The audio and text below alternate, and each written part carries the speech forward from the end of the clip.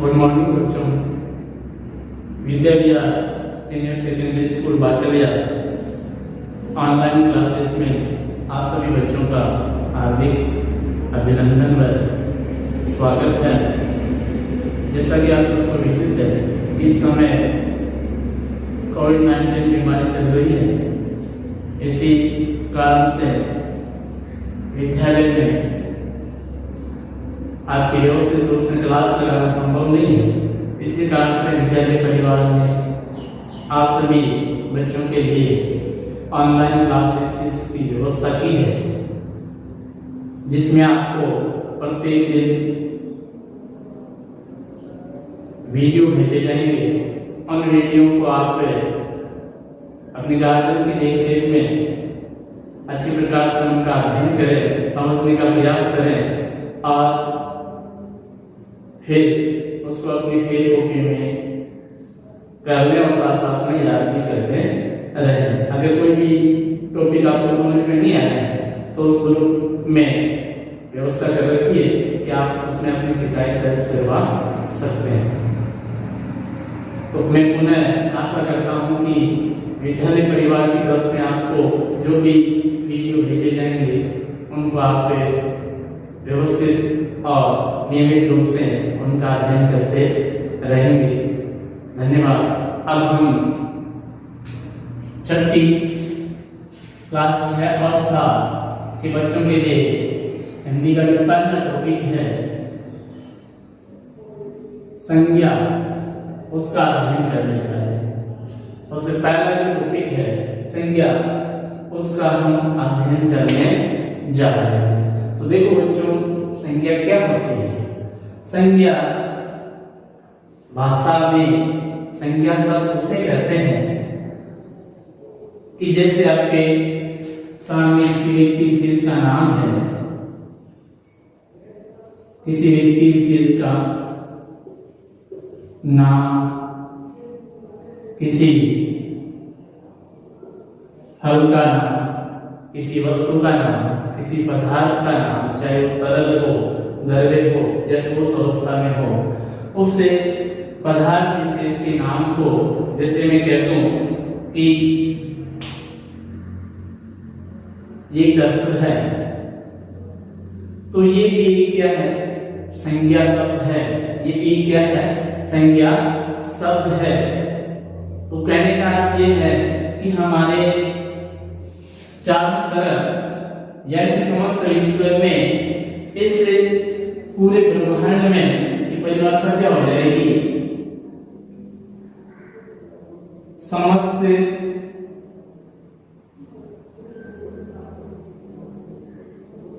ब्रह्मांड में या पूरे संसार में, समस्त ब्रह्मांड में हमारे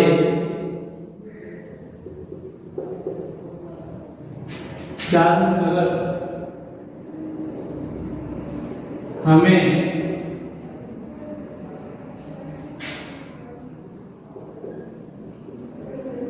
जो भी पदार्थ, वस्तु,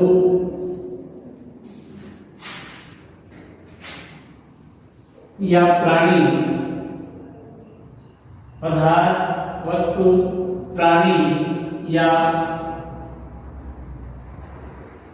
वनस्पति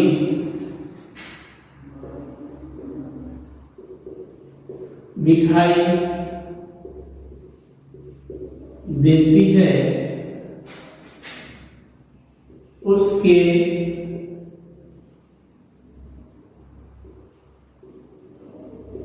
नाम को ही, उसके नाम को ही हिंदी भाषा में संज्ञा कहा जाता है। उसके नाम को ही हिंदी भाषा में संज्ञा कहा जाता है। जैसे पानी है, आपकी रोटी है, मकान है, कपड़ा है, वस्त्र है, पेन है, कॉपी है, रजिस्टर है, किताब है, कलम है, विद्यालय है, लड़का है, लड़की है, पहाड़ है, नदियां है, ये सारे के सारे जो शब्द हैं उन्हीं शब्दों को हम हिंदी में क्या कहते हैं, संज्ञा के नाम से जानते हैं। तो कहने का अर्थ है कि हमारे आसपास या इस संपूर्ण ब्रह्मांड में हमें जो भी दिखाई देता है, जिसको हम मन से अनुभव भी कर सकते हैं, जिनको हम देख सकते हैं और देखने के साथ साथ जिनको हम मन से अनुभव भी कर सकते हैं, तो उससे के नाम को भी क्या कहते हैं, संज्ञा कहते हैं। जैसे देखिए अनुभव करने का अर्थ है, मैंने लिखा मिठाई, ये शब्द मिठाई, इसको हम मन से क्या करते हैं, महसूस करते हैं या अनुभव करते हैं। तो ये नाम भी एक क्या है, संज्ञा है। अब देखिए बच्चों, अपने हिंदी भाषा में संज्ञा 3 प्रकार की मानी जाती है। संज्ञा के 3 प्रकार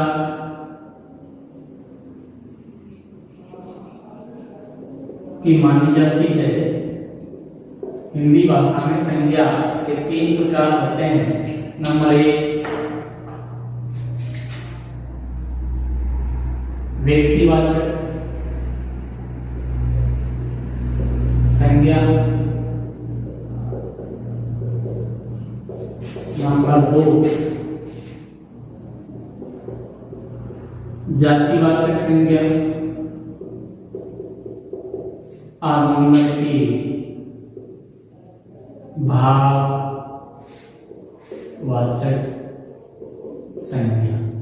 व्यक्तिवाचक संज्ञा, जातिवाचक संज्ञा और भाववाचक संज्ञा। देखिए व्यक्तिवाचक संज्ञा क्या होती है, इसकी परिभाषा देखिए। सबसे पहले व्यक्ति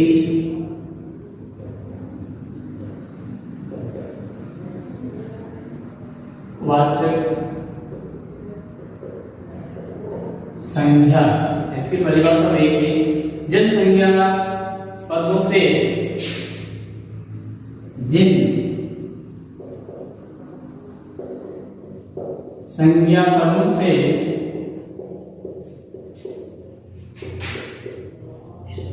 किसी विशिष्ट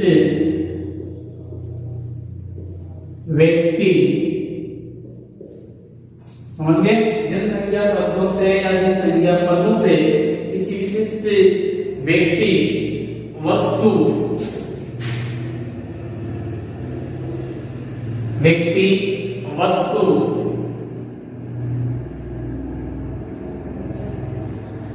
स्थान, गुण,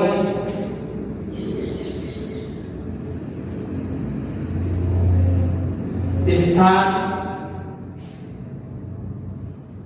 का ज्ञान होता है, स्थान का ज्ञान होता है, उन्हें हिंदी में व्यक्तिवाचक संज्ञा कहा जाता है। उसे ही हिंदी में व्यक्तिवाचक संज्ञा के नाम से जाना जाता है।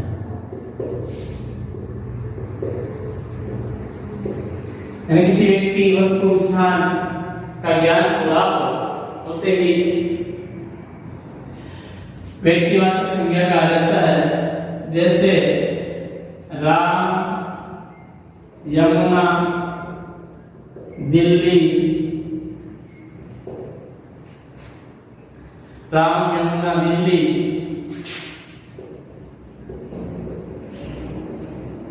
हिमालय, पेन, रजिस्टर, किताब इत्यादि, इन सारे शब्दों को कौन सी श्रेणी में रखा जाएगा, व्यक्तिवाचक संज्ञा की श्रेणी में रखा जाएगा। अगला है अपने जातिवाचक संज्ञा।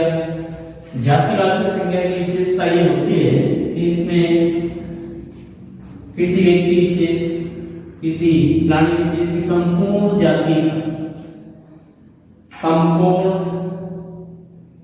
जाति का उसमें बोध करवाया जाता है, पूरी जाति का। दूसरा है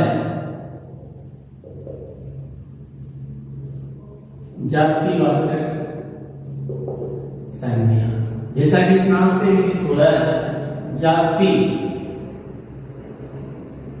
यानी इसमें किसी व्यक्ति विशेष या प्राणी विशेष की संपूर्ण जाति का बोध होता है। किसी एक व्यक्ति विशेष का नहीं, पूरी संपूर्ण जाति का बोध होता है, उसे जातिवाचक संज्ञा कहा जाता है। इसकी परिभाषा हो जाएगी, जिन संज्ञा पदों में जिन संज्ञा पदों में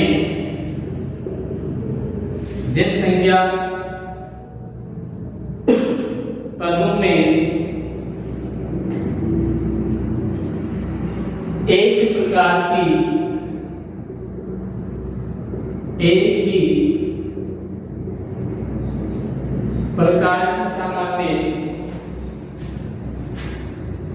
प्रकार की सामान्य वस्तुओं की जाति यानी समूह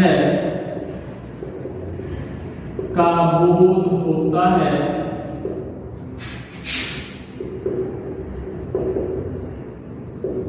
उसे जाति वाचक संज्ञा कहा जाता है, उसे जातिवाचक संज्ञा कहा जाता है। जैसे पर्वत,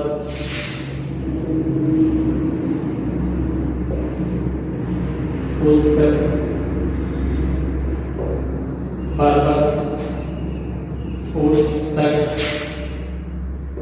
नदी, लड़के,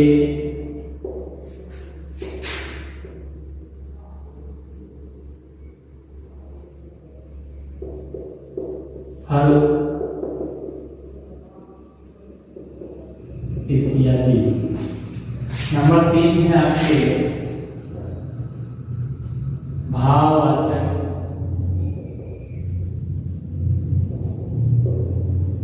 संज्ञा। भाववाचक संज्ञा से जिन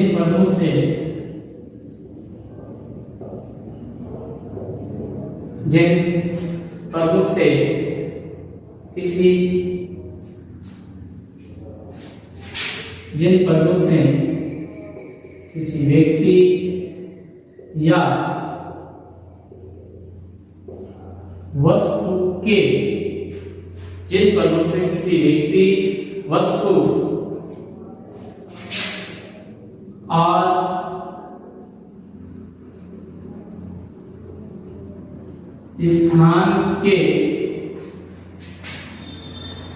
स्थान के गुण, दोष, धर्म या उसकी अवस्था, स्वभाव या भाव का बोध करवाया जाता है,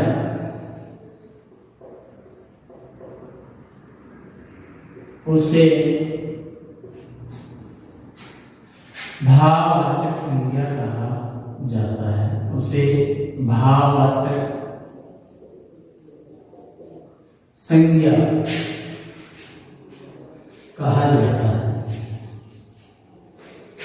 किसी व्यक्ति, वस्तु और स्थान के गुण, दोष, धर्म, अवस्था, स्वभाव या भाव का बोध होता है, उसे भाववाचक संज्ञा कहते हैं। उसे ही क्या कहते हैं? भाववाचक संज्ञा कहते हैं। जैसे लंबाई,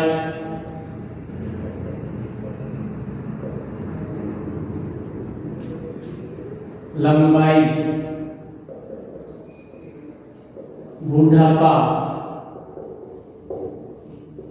लंबाई, बुढ़ापा, मिठाई,